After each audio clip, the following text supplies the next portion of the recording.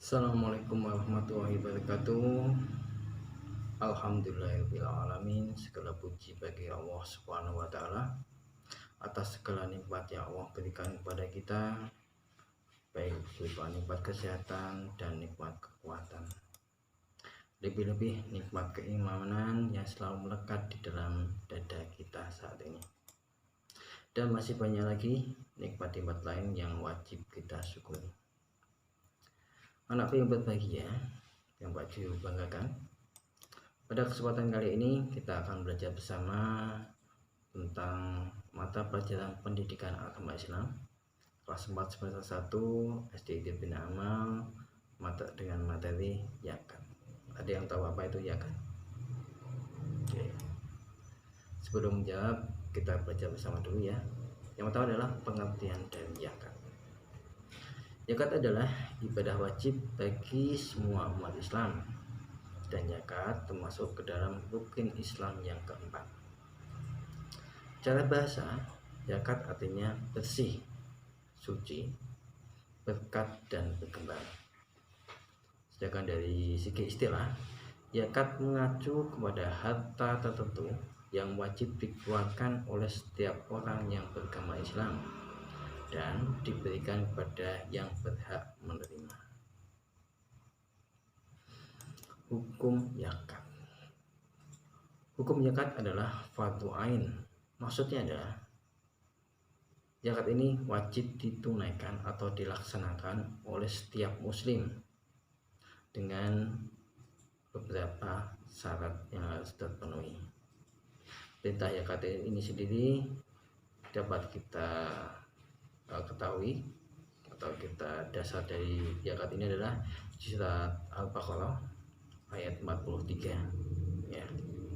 Artinya adalah dan dirikan sholat dan tunaikan zakat. Dengan perintah zakat ini dapat kita jumpai di dalam Al-Quran sebanyak 32 kali. Zakat ini sendiri terbagi menjadi dua golongan besar atau dibagi menjadi dua jenis. Yang pertama adalah zakat fitrah dan zakat mal. Kita ke zakat fitrah dulu. Zakat fitrah itu apa?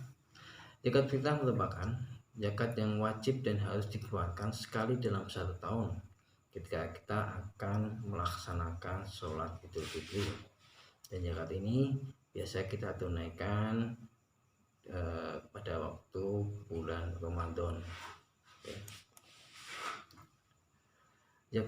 Untuk zakat fitrah ini wajib dikeluarkan oleh semua orang, ya, semua muslim tanpa ada terkecuali, baik laki-laki, perempuan maupun yang masih bayi. Sedangkan besarnya zakat ini adalah 2,5 kg. Dan menurut Abu Hanifah boleh membayar sesuai dengan harga makanan pokok pada saat itu. Dengan waktu pembayaran zakat fitrah ini adalah mulai awal Ramadan sampai akhir Ramadan. Ya, jadi awal Ramadan dan sampai akhir Ramadan sebelum pelaksanaan sholat Idul Fitri. Itu adalah waktu untuk melaksanakan zakat fitrah. Yang kedua adalah zakat mal atau zakat harta. Zakat mal adalah zakat yang harus dibayarkan oleh seseorang yang memiliki harta dengan syarat dan ketentuan yang sudah ditentukan dalam hukum syar'i. Syarat yang pertama adalah hartanya sudah mencapai nisab, berarti ukuran minimal dalam membayar zakat. Yang kedua adalah harta kekayaan itu sudah memasuki masa 1 tahun. Nah, waktunya tidak terbatas. Ya. Waktu di sini adalah waktu pembayarannya, yang penting sudah memenuhi nisab dan haulnya. Golongan orang-orang yang diperbolehkan menerima zakat. Oke. Ini ada dasarnya adalah surat At-Taubah ayat 60. Ada 9 golongan orang-orang yang berhak menerima zakat. Yang pertama adalah fakir. Fakir itu siapa?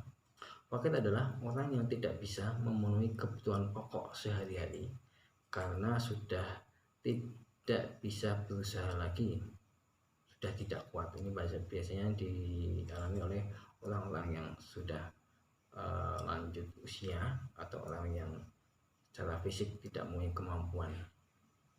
Yang kedua adalah golongan miskin, gitu. Orang yang sudah berusaha bekerja tetapi penghasilannya tidak bisa mencukupi kebutuhan sehari-hari. Jadi golongan miskin ini wajib dan boleh kita beri zakat. Yang ketiga adalah amil. Amil itu siapa? Amil adalah orang yang bertugas mengambil zakat dari para musyaki atau wajib zakat dan mendistribusikan kepada yang berhak atau mustahik. Dan golongan yang keempat adalah mu'alaf. Siapa itu orang mu'alaf? Mu'alaf adalah orang-orang yang sedang dilunakkan hatinya untuk memeluk Islam atau orang yang baru masuk Islam. Ini dimaksudkan adalah untuk menguatkan keislamannya. Golongan keempat tadi ya. Ulangi lagi, yang golongan pertama adalah fakir, yang kedua miskin, yang ketiga adalah amil, yang keempat adalah mu'alaf. Dan golongan yang kelima adalah budak atau hamba sahaya. Zakat ini digunakan untuk membebaskan orang-orang yang sedang menjadi budak sehingga dapat merdeka. Yang keenam adalah fisabilillah. Siapa itu? Fisabilillah adalah orang yang sedang bekerja ikhlas, berjuang di jalan Allah atau sesuatu yang diproyeksikan untuk kepentingan di jalan Allah Subhanahu wa taala.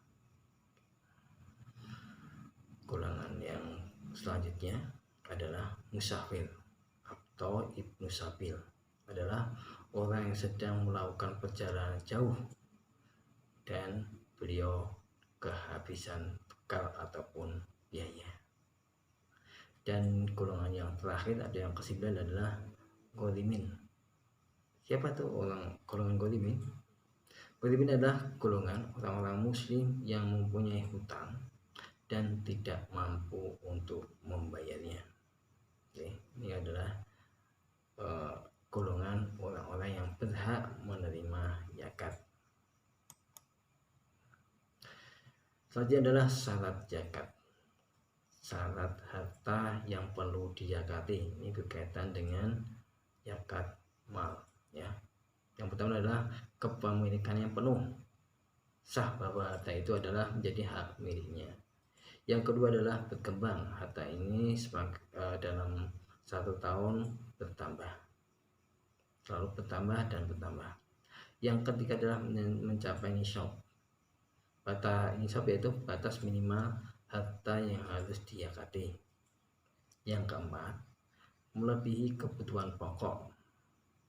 Maksudnya adalah melebihi kebutuhan primer sehari-hari, makan dan sebagainya. Yang kelima, pemilik harta ini tidak berhutang, ya, tidak memiliki hutang. Jika memiliki hutang, maka kewajiban terlebih dahulu adalah menyelesaikan hutang itu terlebih dahulu. Yang keenam adalah haul, ya. Haul adalah harta sudah mencapai 1 nisab dan telah melewati masa 1 tahun. Oke. Jenis harta yang wajib dizakati. Di sini ada 8 jenis harta yang wajib dizakati setiap tahunnya. Yang pertama adalah emas, ya. Emas, perak, uang, harta perniagaan, hasil pertanian, hewan ternak, hasil tambang, dan barang temuan. Yang pertama adalah emas. Emas adalah simpanan emas yang sudah 1 tahun, minimal sudah tahun ya. Kalau perak juga sama, simpanan perak yang sudah 1 tahun minimal sudah menyimpan. Dan uang simpanan atau uang yang dimiliki dengan harta peninggalan setiap hasil perdagangan wajib dizakati. Ya, dari tiap kali berdagang atau melakukan transaksi wajib dizakati dari keuntungannya. Yang kelima adalah hasil pertanian. Ya, hasil pertanian bisa buah-buahan, sayur mayur dan lain sebagainya yang tentunya sudah melebihi nisabnya.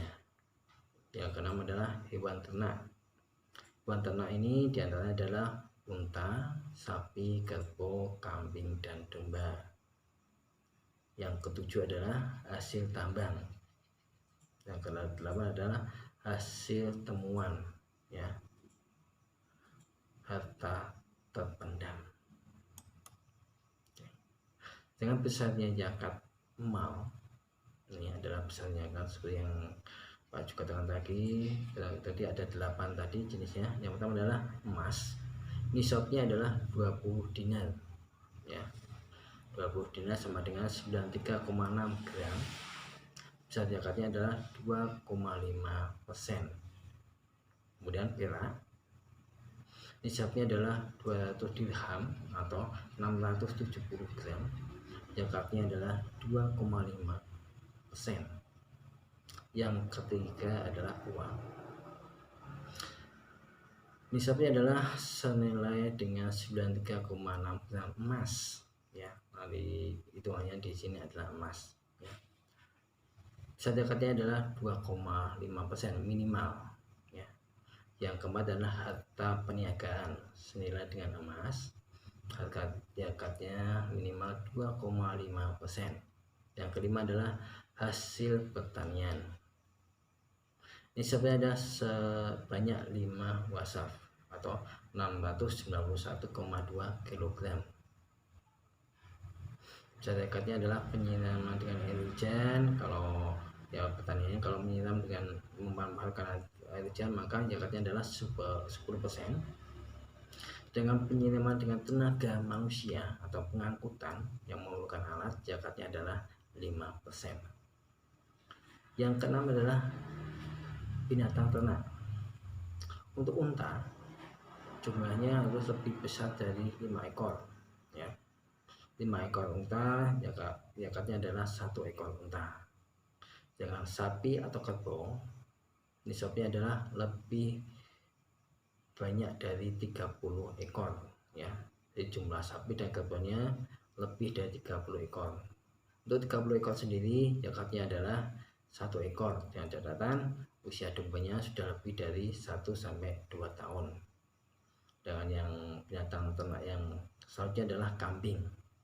Nisab dari kambing adalah si pemilik sudah memiliki kambing lebih dari 40 ekor.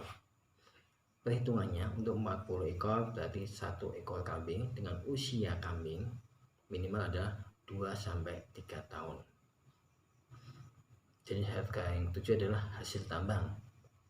Hasil tambang ini sesuai dengan nisab emas dan perak yaitu 2,5%. Yang ke-8 adalah barang temuan. Barang temuan ini sesuai dengan nisab emas dan perak, tapi untuk besar zakatnya adalah 20%. Oke. Ini adalah ketentuan minimal yang bisa kita jadikan patokan. Tapi kalau mau lebih itu lebih bagus lagi, ya. Kalau emas mau 3% atau 5% dipersilahkan, nggak apa-apa. Tapi batas minimal adalah 2,5%. Hikmah dari zakat, ya. Hikmah dari kita menunaikan zakat yang pertama adalah memperoleh ridha Allah dan mendapat rahmat Allah Subhanahu wa Ta'ala. Yang kedua adalah membersihkan harta, ya.